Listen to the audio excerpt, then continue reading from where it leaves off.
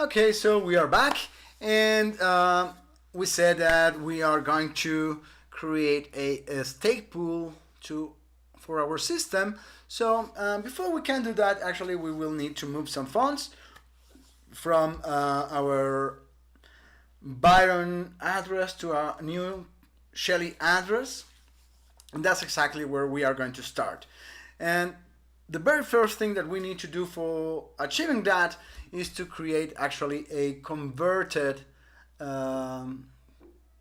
payment signing key for our address. You might recall that we have created this key. We created that, and this is the key that holds the 30 billion ADA minus 1. And this signing key needs to be converted to be compatible with Shelly Era. So this is what we are going to achieve by using this command, Cardano CLI key convert Byron key. This command takes, let me just clear the screen, takes as an input the Byron signing key file, the one that we just created before, and we are going to convert that into a converted key. Again, I'm being very wordy with my file names, but that works for me, and you are free to choose whatever naming you want. But I like these long names because they are very explicit about what it is. So there you go, and now we are going to generate a new set of keys and an address to transfer the funds from the Byron address to this new Shelly address. So this is done with Cardano CLI address keygen, a verification key file, which will be user1 payment verification key, and the signing key file will be UTXO keys user1 payment ASCII. So those are this is my key pair, and this will not have a stake address. So we are ready to build our address right away. So it is with Cardano CLI address build payment verification key file, the verification key that we just created, and the output will be the payment address. There you go. So now we are ready to transfer our funds from our Byron address to this Shelly address. So we do that with this Cardano CLI transaction build. I may need to change that a little bit because we are in slot 2700. Let me make it like 14 or something like that, so that we have enough time. And because we are in Shelly era, but we are using a node that is crafted for Babbage era, we need to specify Shelly era in the build raw command. So we are going to pay again 1 ADA in fees, and the transaction input, this is very important. We are reading the TX0TX file that we created before to read the transaction ID, and we know that this will be in the index 0, and this will be our transaction input. Again, leveraging the ability of using compound commands. And now the transaction output will go to the user1 payment address that we just created, and we are sending 29 billion minus another ADA. So it is now 1 ADA less here, and we will create the tx1.raw output file. So let me move on because it will reach my TTL relatively quickly. Well, let me just give me another 500 slots here, and there we go, and create the transaction body.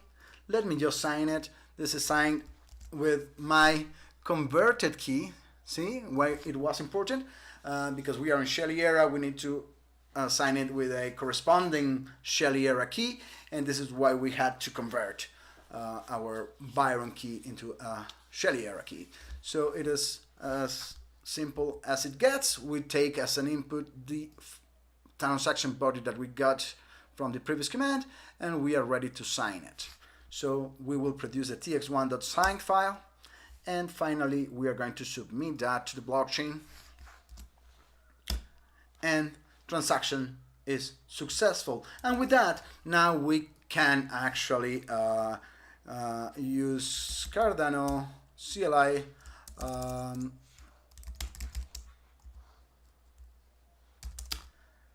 query UTXO, not the whole UTXO, but the dash address, and the address will be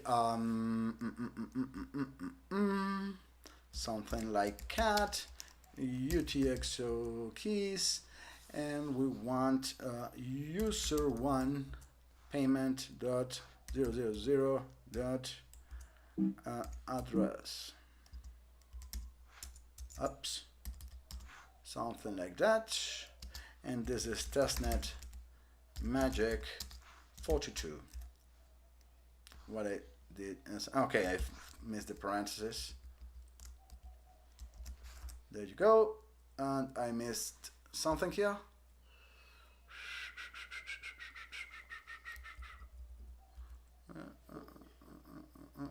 What is going wrong here? It's complaining about.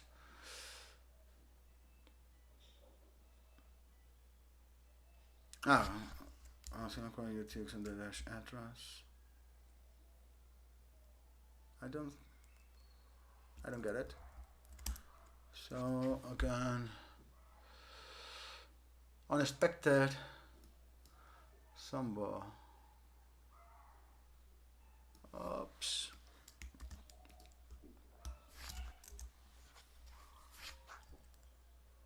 Am I missing something? Probably yes, probably not, I don't know. Oh, certainly yes.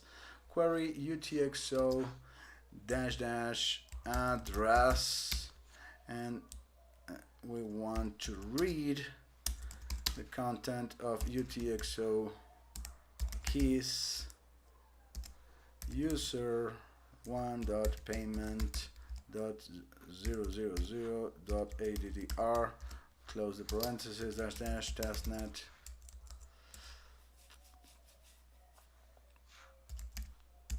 magic 42 option dash dash address, not such file or directory. Okay, interesting. Oh yeah, sure, user, it's too many zeros. There it is. This one doesn't have any zeros. There you go. So here we go. We have 29 billion and change in our address, and now we are going to actually start creating our stake pool. So first I'm going to create a directory for my pool. Now I'm going to generate a new key pair. This will be like the pool owner key pair. So I will create this set of new keys. This one, since it's going to be a pool owner, will need a stake key pair. And with that, we just generate the address again with Cardano CLI address build. And we are now giving as input both of our verification keys, the payment and the stake key, so that our address will be associated also not only to the payment but also to the stake keys. So there we go. And now it's time to build a transaction to send some funds to this stake pool operator, which will be happy to run a stake pool. And well, transaction build Shelly error testnet magic 42 invalid hereafter. I'm using this long expression here so that I can read the current tip, extract the current slot, and add 1,000 slot to that, so that I can always use this practical command. Very simple. Now the transaction input, this is a very complicated command here, but it's not that much. What I'm doing here is that I am reading Cardano CLI query UTXO and reading the address, the one that we just read a minute ago here, the one that I struggled with.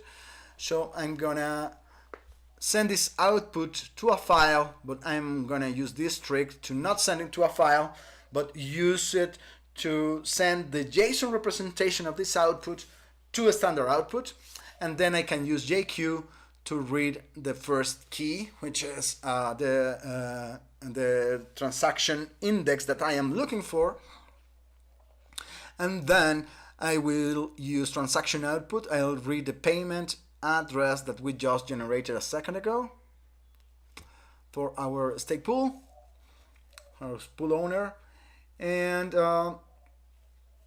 we are going to send him 50 million ADA.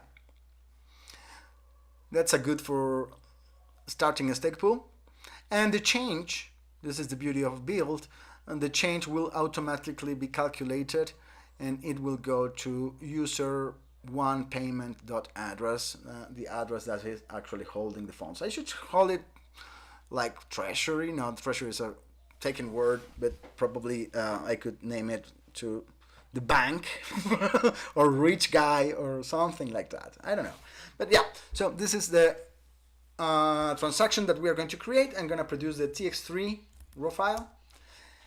And it's saying me that I could make it with 167,000 Lovelas, but I'm going to pay 1 ADA or so. No, it's going to pay...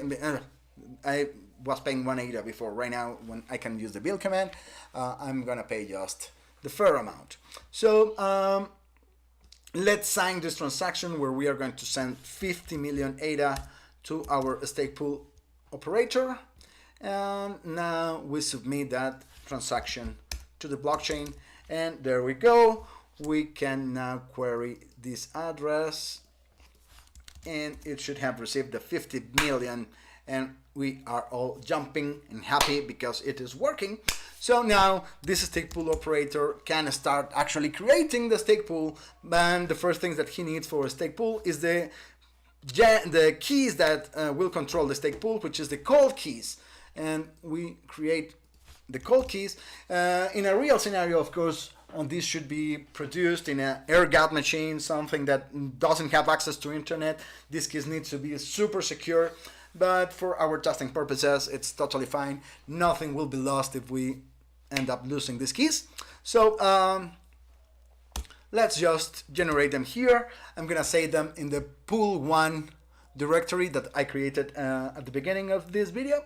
So I'm gonna name them cold verification and cold signing, and this will also produce the operational certificate counter. And we will talk about it later. So now we want to generate the VRF keys. These VRF keys allow us to participate actually in the slot leader election process, and it will also produce the randomness for the system. By the way, this is the reason for the name of Ouroboros, because the system is producing its own randomness. So it's beautiful. I have a video about that somewhere if you want to look at it. It is very interesting video to see, not because it's me, it is because how Ouroboros works is just delightful. So now we are going to use the Caskeys generator. We're gonna need that. And finally, we are going to produce the operational certificate. So basically, if you're not familiar with this, the cold keys, since these keys are supposed to be in an air-gapped machine, they should never see the light of the day. They should never have access to the internet. But on the other hand, we need to have signing keys to sign our blocks. So how do we relate those? Well, we have the cold keys and we have the Caskeys. The Caskeys are the ones that are going to be sitting in the server or in your machine that is running the node, and you tie them together via the operational certificate. This is how the network will know that this signing that comes from your Caskeys belongs to you, because it is basically tied it together with the operational certificate that is also needed when you are running your stake pool. So now we are ready to get there. I'm of course going to need to update my topology files. So I'm going to create a topology file for my stake pool. So it will contact both of the BFT nodes, totally fine. And of course, I also need to update the topology files for the BFT nodes so that they can contact my new stake pool and they can actually get blocks from it. If we don't do it, we won't be able to broadcast our blocks from the stake pool. So there we go, updating the topology for both of our nodes, and of course this will require again to restart our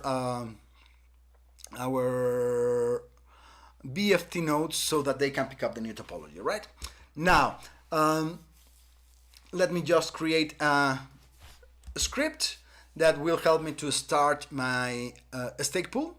So I am using port 3002 and I am referencing here the signing keys for the BRF and the CAS keys, and also the operational certificate, right? So let me just go for it. I think I screwed up. Yes, I screwed. Let me just do it again. Let me just cancel that and come here again. There you go. So executable permissions to my script, and I'm ready to actually I can start my node here. So let me see the cluster, and it is pool 1. There you go. Let's / start node. Of course I can start it, but I cannot yet start producing any blocks. First I need to do a couple of things. Number one, I need to register the stake address that belongs to the pool owner. We will use that same address for the pool rewards. And we want to register the stake pool in the blockchain. And third, we will need to bring the centralization down, otherwise we won't be able to create any block. So let's move on and let's register the stake key. We first need to create the certificate and the registration certificate. And we created with Cardano CLI a stake address registration certificate. It will read our stake verification key and will produce the stake certificate, the registration certificate. Now, we need to query the protocol parameters to get the stake address deposit. There is a deposit that we need to make when we are registering our address. We can get this deposit back if we unregister the stake address, and we are keeping mainnet parameters, so it is set to 2 ADA. So when building our transaction, we need to deduct 2 ADA from the change output. So we will use this method now, where I want to use this other method of estimating the change.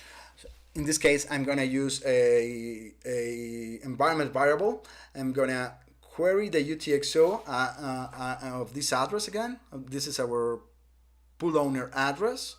Again, I'm using the trick of sending the output, the JSON output, to a standard output, so I can use JQ, and with that I'm going to read all the way down to the value that is stored in this UTXO, and I'm going to deduct 3 ADA from this amount.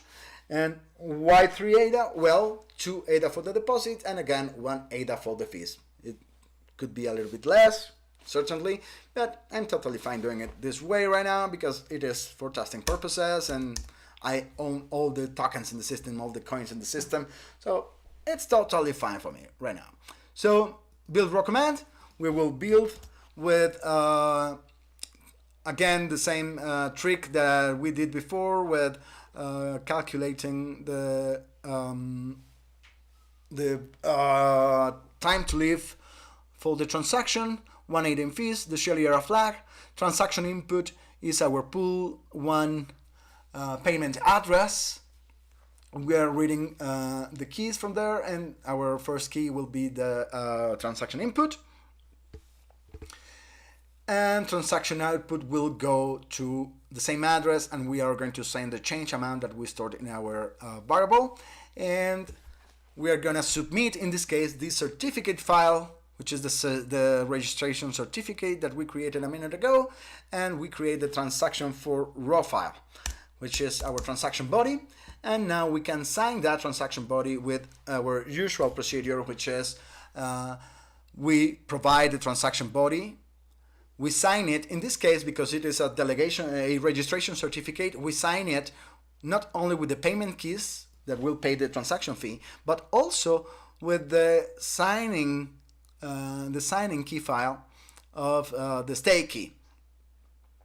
As usual, testnet magic 42, and the output file is the tx4.sign. Now we are ready to submit this transaction to the blockchain, and with that we should have success, and our stake key is now registered, our stake address is now registered to the chain, so now it is capable of receiving rewards from delegation.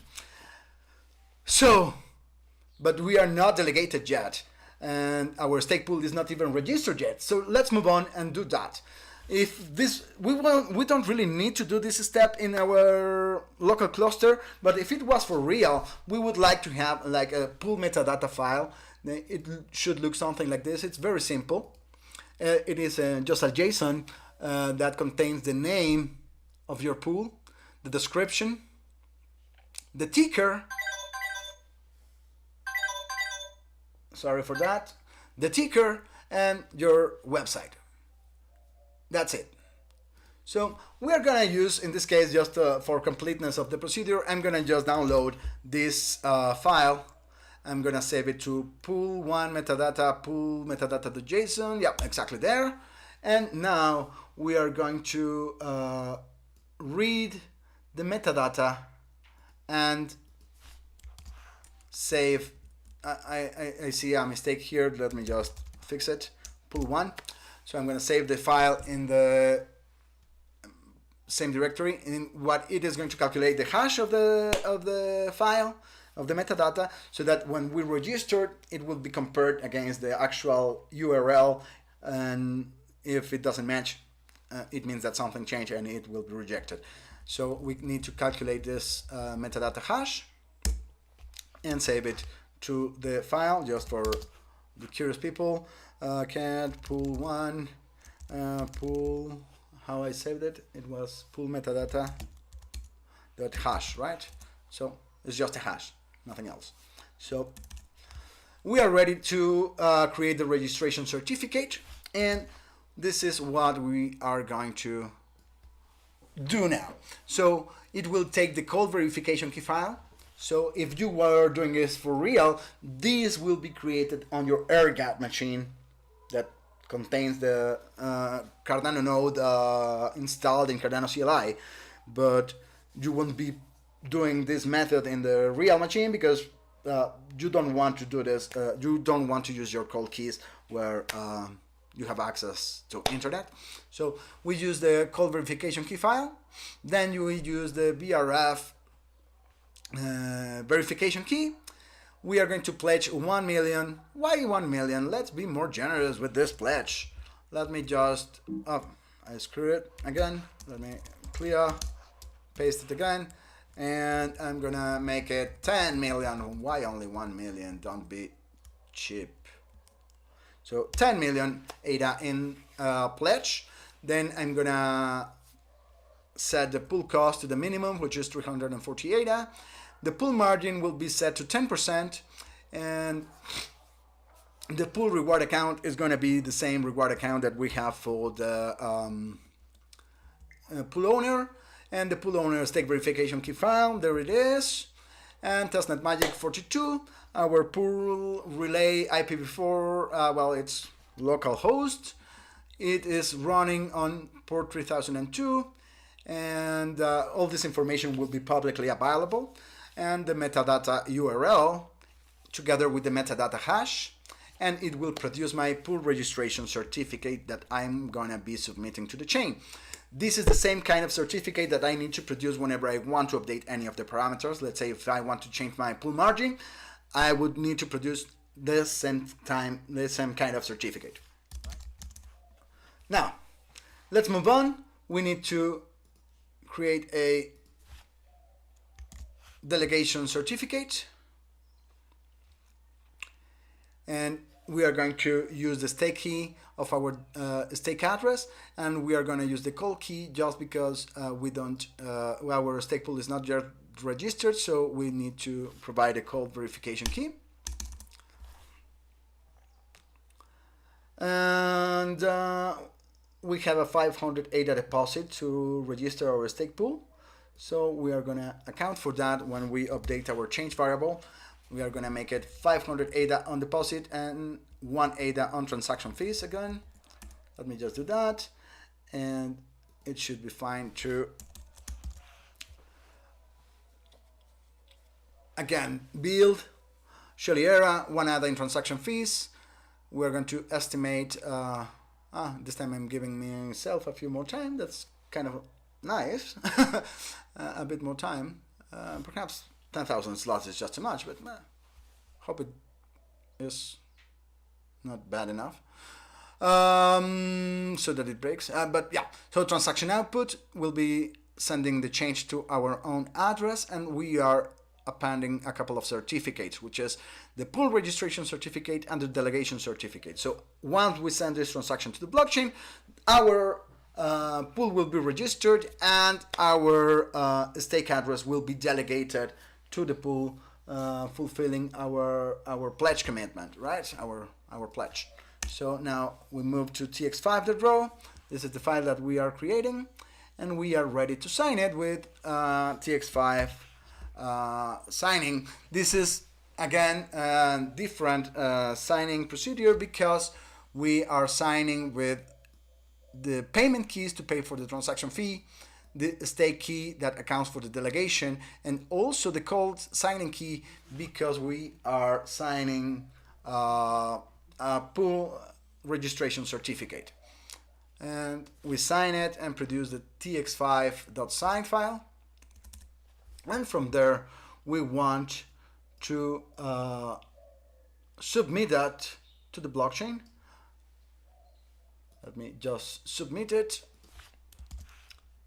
And after we submit it, we see transaction successfully submitted, and our stake pool should be now properly registered on chain.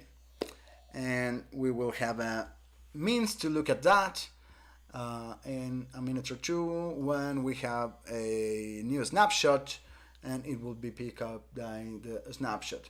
In the meantime, we can just generate our stake pool ID, and it will be BC78F89. That's our initial string for our stake pool ID in hex format.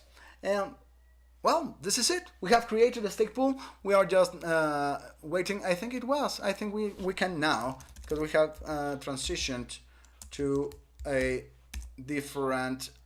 new epoch. So that means that we can use Cardano CLI query. Grab that, and we should see it there.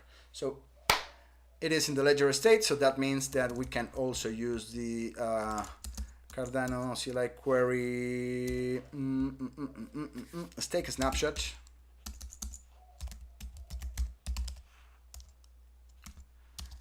-- testnet magic 42.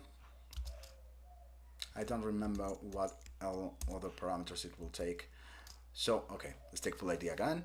So -- testnet magic 42 -- stake pool ID, and there you go. And we have been part of the first snapshot. We need to wait another epoch for us to be able to start producing blocks. That, of course, if we bring the decentralization parameter down, otherwise we will be overridden by the BFT nodes. So I'm going to take pause here. I'm going to pause this video, and in the next video we are going to actually bring the decentralization down. So see you in the next video.